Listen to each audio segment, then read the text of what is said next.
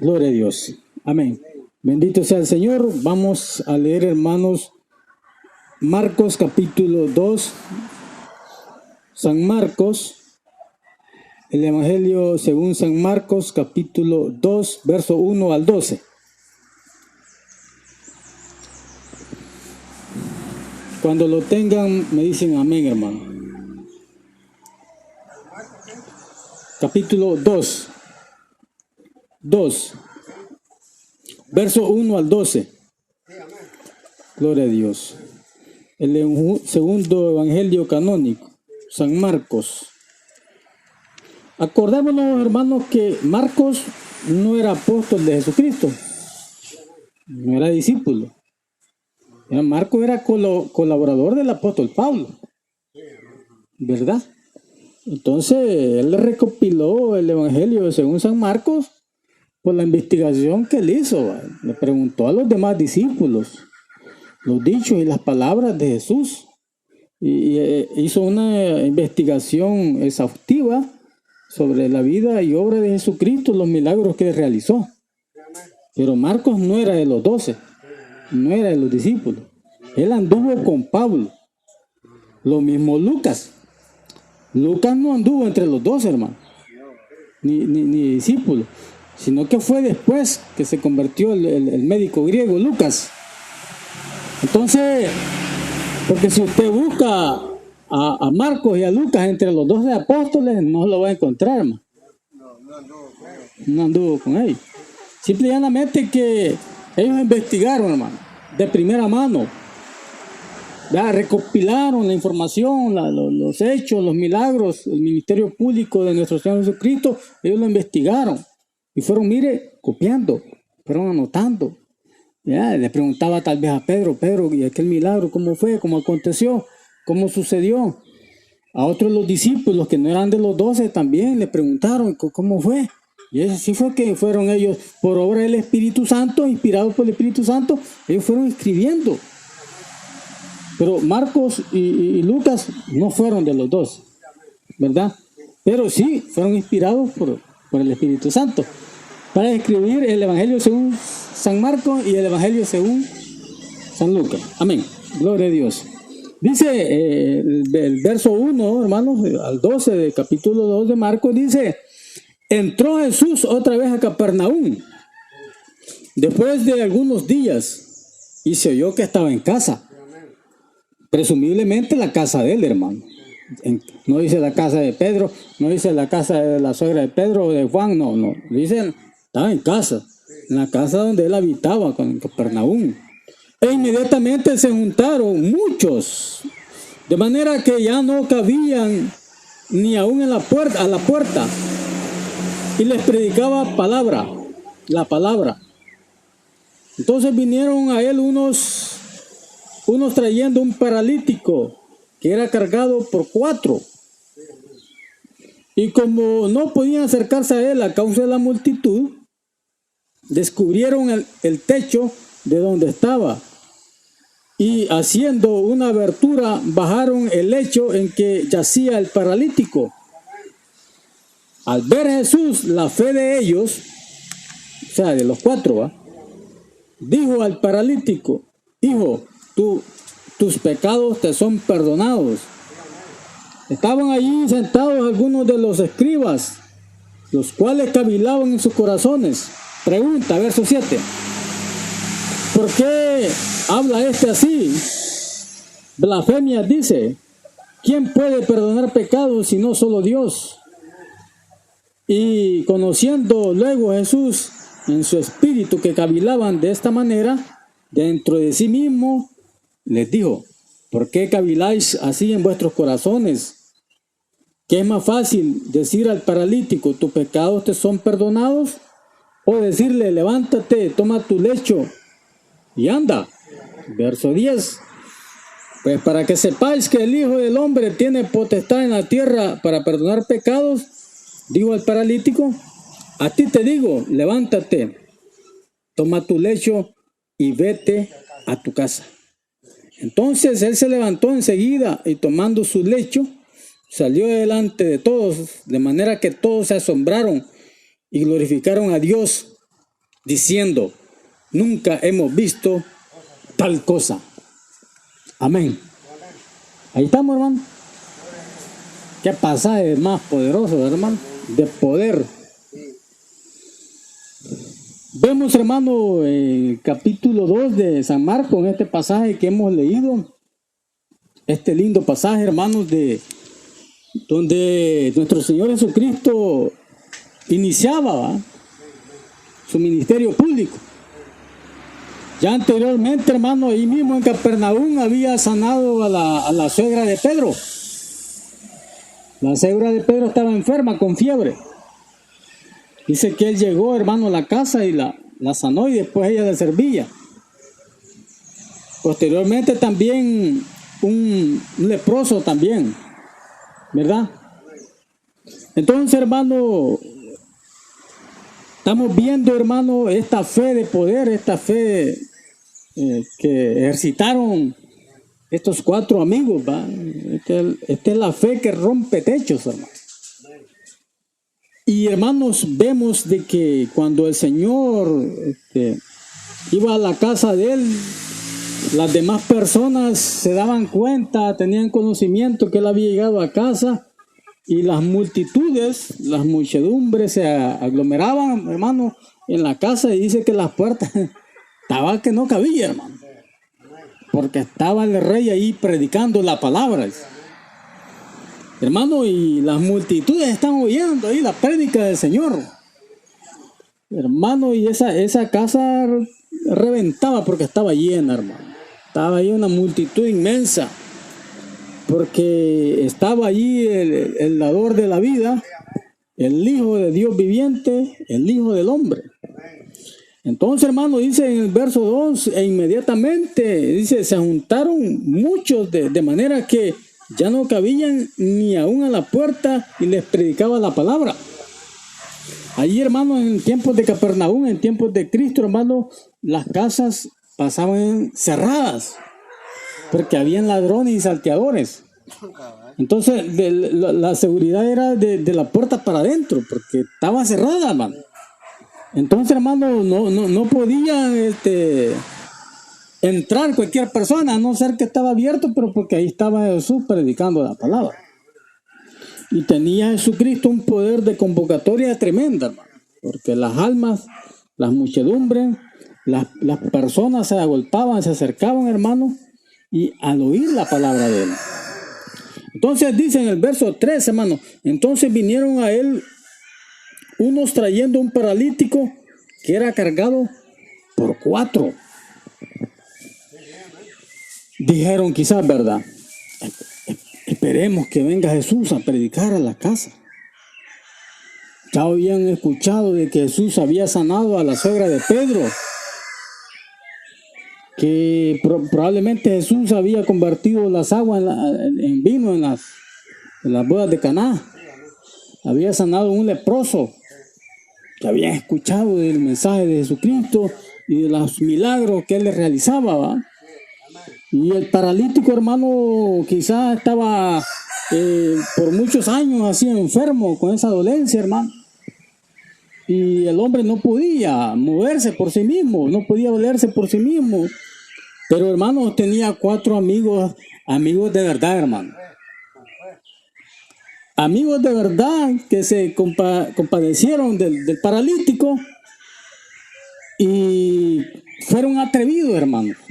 Ellos ejercitaron esa fe y fueron atrevidos, fueron osados, atrevidos. Porque dijeron, llevémoslo entre los 4. Oiga bien, entre los 4. No entre 2, sino que entre 4. Quizás el paralítico no estaba tan pechito, no estaba tan flaquito, porque podrían llevarlo entre 2. Pero entre 4 quizás pesaba algo, ¿va? Hermano. Uno en cada esquina. Porque el lecho era la camilla donde permanecía el enfermo, paralítico. El lecho es camilla. Entonces en esa camilla, una por cada lado, lo llevaron. Y se toparon, hermano, con una multitud. Dijeron, tratemos de meternos en esa multitud, ¿va? Pero no pudieron, hermano. Y vemos estos 4 amigos que sí eran amigos del paralítico porque lo llevaron. Ellos no les importó la distancia, no les importó el tiempo, hermanos, y se dieron cuenta de que Jesús estaba allí, conocieron de que Jesús estaba ahí y dijeron, llevémoslo. Y lo trasladaron, hermano. Esos sí son amigos de verdad, mire, porque querían la sanidad, el milagro de sanidad en ese paralítico. Quizás ellos se condolían porque el paralítico tenía muchos años de estar así. Y dijeron ellos, llevémoslo a Jesús. Jesús puede obrar un milagro en la vida de nuestro amigo. Entonces, hermano, y lo llevaron. Pero estaba una gran multitud ahí, hermano, que fue un obstáculo. Esa multitud fue un impedimento para conducir al paralítico hacia Jesucristo. Hoy, hermano, hay un montón de multitudes que estorban a los paralíticos espirituales. Está la multitud de las religiones. El católico romano no va a Cristo por su religión. El que es de una secta no va a Cristo, cree en su secta más que en Cristo por su secta. El que tiene la multitud del fútbol, que va a los partidos de fútbol, a los estadios, porque prefiere andar en el fútbol. El que tiene la multitud de los placeres mundanales, prefiere andar en esa multitud de los placeres mundanales y no ir a Cristo. Le impide esa multitud ir a Cristo, ¿verdad? La multitud de muchos obstáculos, hermano. Pero vemos que estos hombres, hermanos, no les importó esa multitud. Dijeron, no podemos entrar.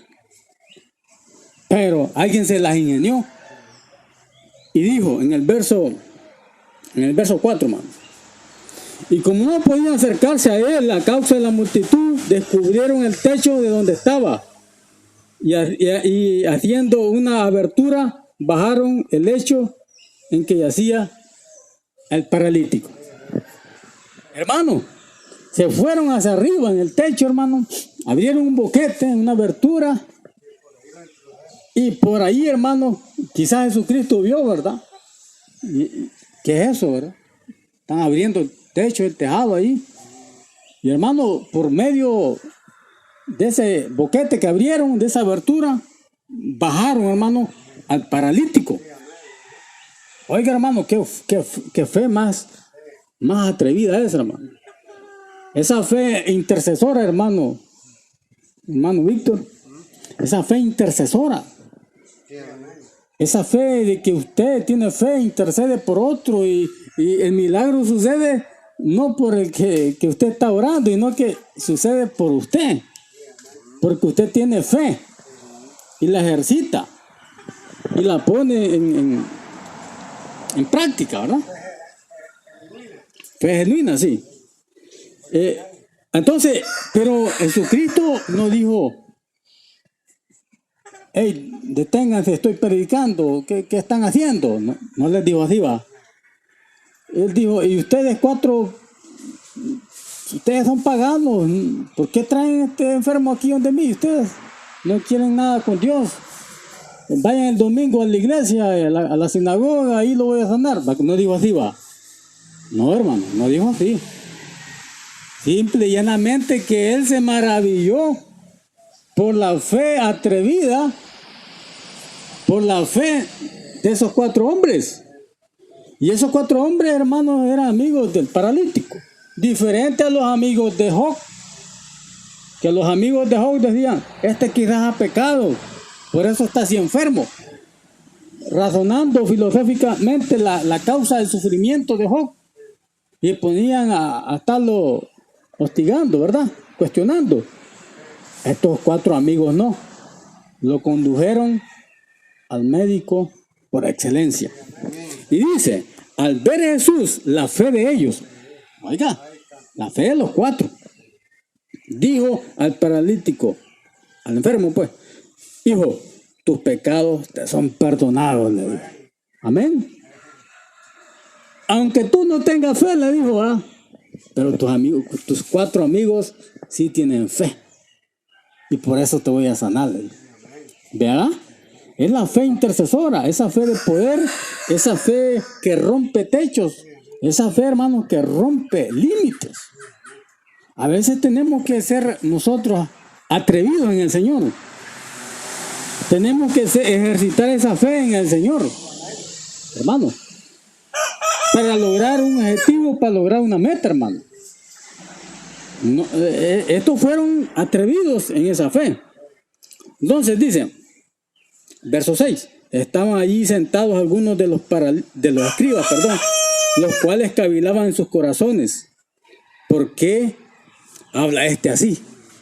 Cuando le dijo, tus pecados te son perdonados, ¿por qué habla este así? Blasfemia, dice. Oiga, dice, ¿quién puede perdonar pecados si no solo Dios? Decían los escribas. Si estaban cuestionando a Cristo. Si es cierto, solo Dios puede perdonar pecados. Pero lo que no sabían ellos, en su ceguera espiritual que ellos tenían, es que ahí estaba Dios en forma humana. Ahí estaba Dios por medio de Jesucristo. Entonces, y conociendo luego a Jesús en su espíritu que cavilaban, que murmuraban, de esta manera dentro de sí mismo les dijo, ¿por qué caviláis así en vuestros corazones? Si Cristo estaba obrando un milagro de sanidad, hermano, y ellos murmurando, ellos cuestionando, ellos acusando. Si Cristo lo que estaba haciendo es sanando un paralítico, hermano, y los escribas estaban cuestionando a Jesucristo. Y les dice en el verso 9, que es más fácil decir al paralítico, tus pecados te son perdonados, o de decirle, levántate, toma tu lecho y anda. Oiga. Entonces, en el verso 10 le dice, pues para que sepáis que el Hijo del Hombre tiene potestad en la tierra para perdonar pecados, dijo al paralítico, a ti te digo, levántate, toma tu lecho y vete a tu casa. Amén. Con autoridad. Entonces, hermanos, vemos allí la frase, el Hijo del Hombre. La frase del Hijo del Hombre, hermanos, se refería a un título mesiánico, a un título de Jesucristo, similar al Hijo de Dios. Si usted estudia la cristología, que tiene que ver que la cristología es una rama de la teología que se encarga del estudio o el entendimiento de Jesucristo. Todo lo que tiene que ver con Jesucristo. Entonces, está la cristología ontológica, que se encarga de la naturaleza o el ser de Cristo. El objeto de estudio es la naturaleza de Cristo, ¿verdad? Está la cristología funcional, que se encarga de estudiar la obra y los milagros de Jesucristo. Está la cristología soteriológica, que se encarga de estudiar la salvación por medio de la obra de Cristo, por medio de la obra de Cristo en la cruz. La soteriología es la doctrina de la salvación. La armatiología es la doctrina del pecado. La angelología es la doctrina de los ángeles, ¿verdad? La demonología es la carga de estudio de los demonios. La neumatología es la doctrina del Espíritu Santo. Así la cristología es la enseñanza o el logos sobre Jesucristo. Entonces el título, el Hijo del Hombre, se refería a la doble naturaleza de Cristo. Cristo 100% Dios, divino, 100% hombre, humano y divino. Por eso dice una alabanza, lo humano en lo divino, algo sí dice una alabanza por ahí que no me la sé muy bien, pero me la puedo aprender. Lo humano sí, lo divino sí es humano, algo así. Bueno, la unión hipostática, la doble naturaleza de Cristo. Y esa profecía mesiánica está en Daniel 7, 13 y 14. Cuando dice que Daniel en visión ve al anciano de días. Vea, el caballo blanco y un hijo de hombre que se acerca, dice. Entonces esa era una profecía mesiánica.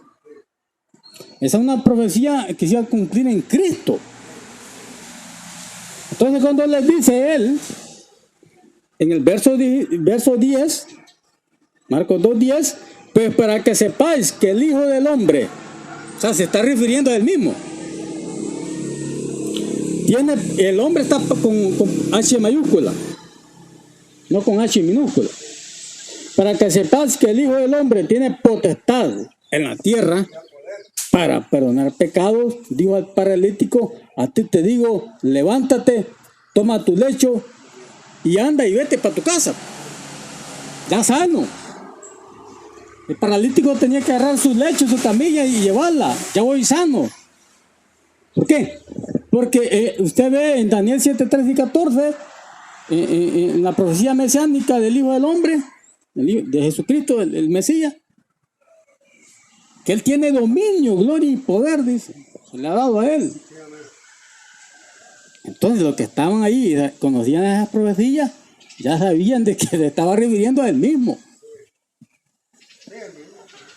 Divino y humano, unión hipostática, a doble naturaleza de Cristo. De eso se encarga la cristología. Entonces, el Hijo de Dios Jesucristo, el Hijo del Hombre, el mismo Jesús, tiene potestad en el cielo y en la tierra, y él tiene poder para sanar pecados y para sanar enfermos y para perdonar pecados. ¿Sí? Lo cuestionaron cuando le dijo, hijo, le dijo al paralítico, hijo, tus pecados te son perdonados. No le dijo, sos sano. No, lo cuestionaron porque estaba perdonando pecados. Pues no, dijo Cristo, bueno, me voy a ir más allá. Entonces les dijo, para que sepáis que el Hijo del Hombre tiene potestades, tiene dominio, tiene gloria, tiene poder, tiene autoridad en la tierra para perdonar pecados. A ti te digo, levántate, toma tu lecho y vete a tu casa. Le estaba perdonando los pecados y lo estaba sanando también. Las dos cosas, bye. No solo una. Amén. No solo perdonar pecados, te voy a sanar también. Y para que vean esto, que yo tengo potestad. El Hijo del Hombre tiene potestad, el ser divino y el ser humano, Jesucristo. Te digo, toma tu leche, anda y vete para tu casa. Entonces, él se levantó. No se había levantado antes que le había dicho de tus pecados te han perdonado. Se levanta hasta que le dice, toma tu lecho y anda y vete para tu casa. Ahí se levanta, en ese momento se levanta, en ese momento sano. Por la fe atrevida de los 4 amigos que lo llevaron. A ti te digo, levántate, toma tu lecho y vete a tu casa. Entonces él se levantó enseguida.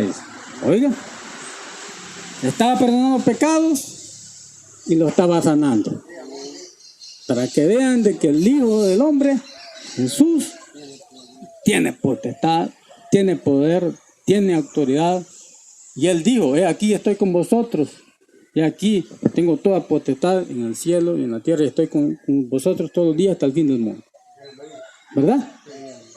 ¿Por qué? Porque el Hijo del Hombre, ese título significaba, hermano, que Él es Dios, el ser divino, pero humano también. ¿Verdad? Todo tenía poder. Amén. Entonces se levantó enseguida y tomando su lecho, su camilla, salió delante de todos. Óigame, hermano, de toda la multitud que estaba allí. Sí, que esa multitud le impidió para entrar, ¿verdad? No pudieron entrar por la puerta normal, sino que los 4 amigos abrieron el boquete, la abertura, el agujero y lo bajaron. ¿Ya? Entonces, y tomando su lecho, salió delante de todos, de manera que todos se asombraron, dice, y glorificaron a Dios. Ahí sí glorificaron a Dios. Vieron ese milagro, man. Amén. Diciendo, nunca hemos visto tal cosa. Amén. Era una manifestación de poder de Dios, hermano. Divina. 100% divina. Y que estaba el humano ahí, ese ser humano, Jesús de Nazaret. Ahí estaba Dios también, hermano. Lo divino y lo humano. La unión hipostática, doble naturaleza. 100% Dios, 100% hombre. No mitad humano ni mitad divino. No. Dios en su divinidad, en su deidad. ¿Verdad? Bueno, cuando se levanta la tempestad en medio de la mar, ¿verdad? Que probablemente el diablo levantó esa tempestad. Y el Señor, y bueno, aquellos lo despertaron y dijeron, Señor, no tienes cuidado de nosotros. Vino él, dice, reprendió a los vientos y a la tempestad y le dijo, enmudece. Y se calmó y se hizo grande bonanza. ¿Por qué cree que fue, hermano? Lo que yo le digo a usted. Si fue que la naturaleza creativa de Dios, creada por Dios, levantó esa tempestad, Dios, a través de Jesucristo, ha creado los cielos y la tierra. Y si fue que el diablo levantó esa tempestad en el medio del mar, él tiene poder sobre los demonios y sobre el diablo. ¿Verdad? ¿Cómo les decía a los demonios? Calla, enmudece, les decía. Y lo mismo le dijo a la tempestad, la reprendió. Y se hizo grande bonanza, tranquilidad.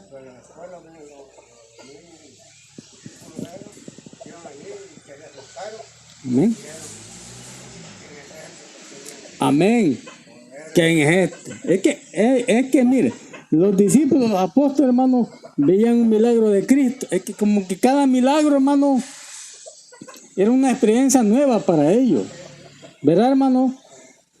Porque cada milagro era una experiencia nueva para ellos. Iban conociendo más a profundidad el poder de Jesucristo. Y como que Jesucristo obraba un milagro y de ahí se los olvidaba. Y tenía que obrar otro milagro de Cristo. Y ellos se sorprendían, se admiraban, se sorprendían. Se quedaban atónitos y tenía que darles otra lección a Jesús a través de otro milagro. Y de nuevo, como que caían en el mismo círculo vicioso. Como que no creían mucho, ¿verdad?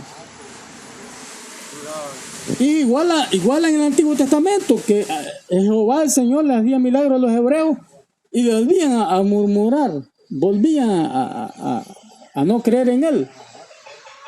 Sino que solo Moisés va. Veamos el ejemplo, las 10 plagas de Egipto. Y cuando ya están afuera de Egipto, ven frente al Mar Rojo y viene el ejército. ¿El pueblo qué hizo el pueblo? Murmurar y llorar. Llegó el grito al cielo. ¿Y qué dijo el profeta ahí? El profeta de Dios, Moisés. Dijo, tranquilos, dijo. Ahora veréis el poder de Dios. ¿Por qué? Porque Moisés tenía una relación más estrecha con Dios. Y tenía una estatura espiritual, tenía un talante espiritual, un grado espiritual mucho mayor que todos esos ellos. El profeta que tenía que creerle a Dios a que iba a obrar un milagro con el Mar Rojo enfrente y con los egipcios que lo venían persiguiendo.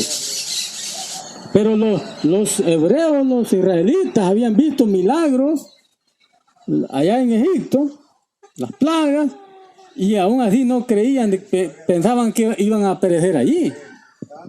Estaban dudosos, o sea, así eran los apóstoles también.